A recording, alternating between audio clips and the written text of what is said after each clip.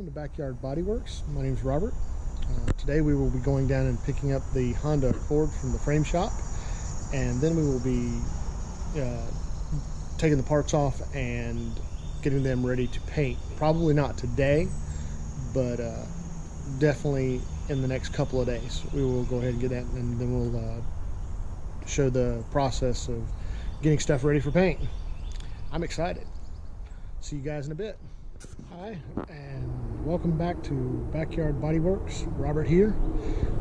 We have the 2009 Honda Accord back from the frame shop, and they've lined all the body parts up and put on the new fender, and looks like they've got everything.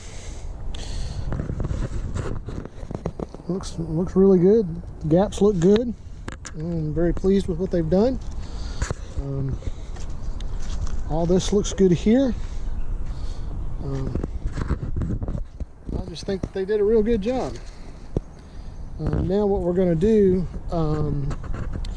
is I'm going to take all the bumper covers and the headlights back out, and I'll show you where they where they fixed this area over here, and then we'll start and get things ready for paint. All right, sit back and enjoy.